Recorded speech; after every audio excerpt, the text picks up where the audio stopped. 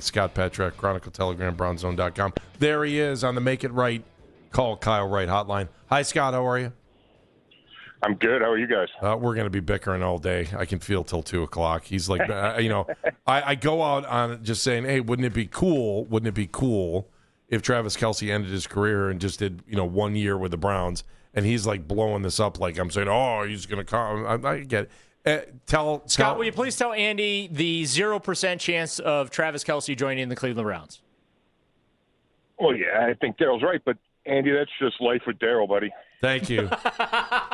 Thank you. I owe you a beer. See, Scott knows what's up. All right. What are you expecting here in an hour, my friend, from the Browns? Yeah, I don't know if they'll be engaged right at noon. I know we'll see some deals get done, right away, which means the negotiations were taking place before the deadline or, before the window opens at noon. But I think they will try to find somebody along that offensive line. They're not done just because they had an agreement or have an agreement to trade for Titus Howard, which should become official Wednesday. They got to redo the whole offensive line. And Andrew Berry said he was going to use trades, free agency, and the draft to do it. So I think they're going to try to find somebody across that line. Howard gives them some flexibility position-wise, where they could go after a guard, a center, a tackle, because he could move inside the guard if they wanted him to. I think they prefer him at right tackle. So, I keep an eye out for a guard. I think Tyler Linderbaum would make a ton of sense. I just think there's going to be too many other teams involved, too many teams with, that are Super Bowl contenders, and maybe too many teams willing to spend more than the Browns are willing. So I think it would start at offensive line for me. You mentioned Tyler Linderbaum, Scott. And we all know the agents are doing a lot of work right now. But the talk is possibly $25 million a year for a center. I don't even know if that's like fiscally responsible to do that. What is your thoughts on the dollar figures being thrown around for this guy? And would you be willing to overextend to bring him? Or do you think that Andrew Berry would be better off focusing his attention elsewhere on the line? I think they will likely focus their attention elsewhere. It's a tough one because, you overpay for anybody on the free agent market. And $25 million seems like a ton for a center. Is a center less valuable than a guard? I think that's a discussion for – and I'm not an offensive line expert. I know the center makes a bunch of the calls. It's in the middle of everything. Traditionally, guards have been paid more than centers, so there's a reason for that. I'd probably draw the line somewhere before $25 million when it comes to Linderbaum, especially if you're the Browns who think you're at least another year away. Do you make that huge splash this year, or do you wait until next year? The reason I would think about it with Linderbaum is he's young, he's 26, three-time Pro Bowler, has obviously the extensive experience with Todd Monken, Travis Schweitzer, the offensive coordinator, George Warhop, the line coach. He could really help introduce Monken's offense in the blocking scheme to the rest of the new offensive line. So I think it makes sense there. I just think he's going to be too expensive.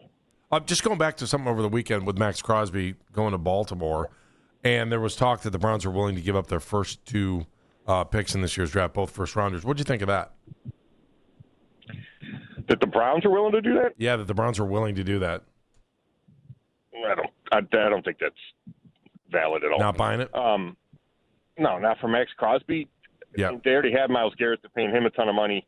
I know they like Max Crosby, and who doesn't? But they got so many needs on offense that I don't think it just doesn't ring true to me. Yeah, I didn't buy it either, but I mean that because the price was just too high. I was like, there's just no way. Maybe the second first-round pick, but I was just like, and then you still got to pay him on the other side. So what do you think this offensive line look? What do you think this offensive line looks like? By the time the draft's over.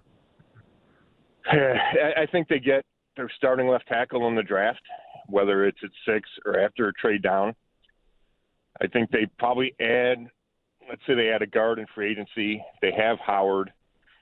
That's 3 of the starting spots. Let's assume Joel Bitonio retires, which he hasn't made that decision yet. All right, so that's a big question mark, whether or not he's your second guard. And then they probably draft somebody within another lineman within the top 3 rounds that winds up starting. So I think you'll see 2 rookies, Howard, a free agent, and then somebody on the current roster, whether it's Ethan Posick comes back off the Achilles, or he and Luke Whippler figure out center between them, or Zach Zinter, they hope that he can be a starter at one of the guard spots. And, I think DeJuan Jones is just such a question mark because of the injury history that you can't rely on him, but he's in the mix, and maybe if he's healthy, you slide him or you slide Titus Howard in the guard, and then you got your 5 guys. So I think there's still a lot of work to be done. I think one of the 5 starters is already on the roster. When are we going to find out what Joel's going to do, Scott? I don't think there's a huge rush for that, Daryl. So I don't know if it's going to come in the next couple of days. I think Bitonio is going to be given time to make this decision. I don't know. I go back and forth on whether or not I think he comes back, because he talks so much about his body dictating the decision. And, talking to Joel and watching him this year, he held up way better this year than he did last year. Yeah. 2024, yet he came back in 2025. Now, he was under contract, so that, you're walking away from whatever it was, $16 million, I think. So that's different this year with his contract, expiring, and it's just void years after this. So he'd have to figure out that. He'd have to figure out if the Browns are willing to pay him, what he wants to get paid for one more year. Does he think about trying to chase a ring somewhere else, which would be a change for Joel, because every time I've talked to him, he had a hard time even picturing walking into another building. But I think all those things are something Joel's considering.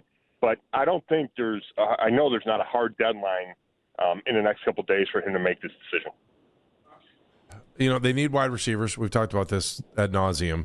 Obviously, there's been weird reports coming out of Tampa about Mike Evans, whether he's 100% done or not there. Where do you think could they? I mean, if Mike Evans was possible, do you think they'd go after that, or if they could go after that? And then, two, what else do you think they're looking at wide receiver-wise? Yeah, I mean, here's what I think, and I think this carries across positions.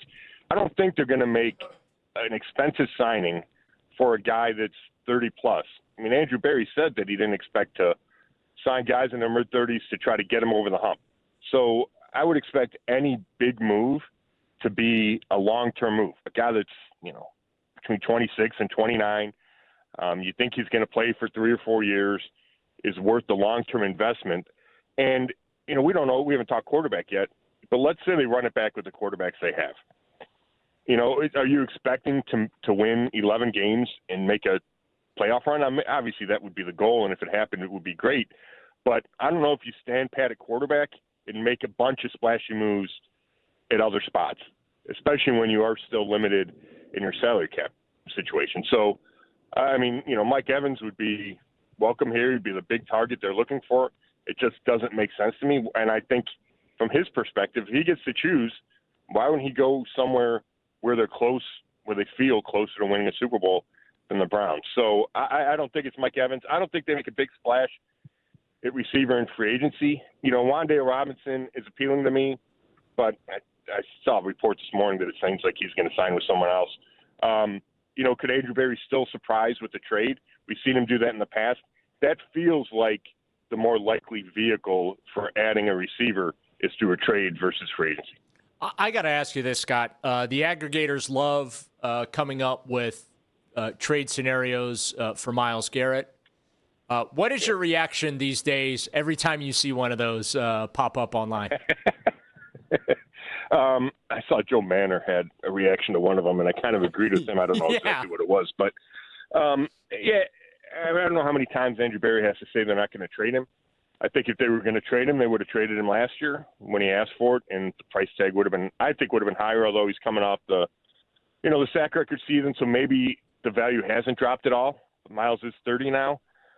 You see what Max Crosby got, right? It's 2 first-round picks, and you think, man, what could you get for Myles? And I understand that. And I got a buddy of mine who every time Myles Garrett's name gets brought up, or even if it doesn't, says trade him.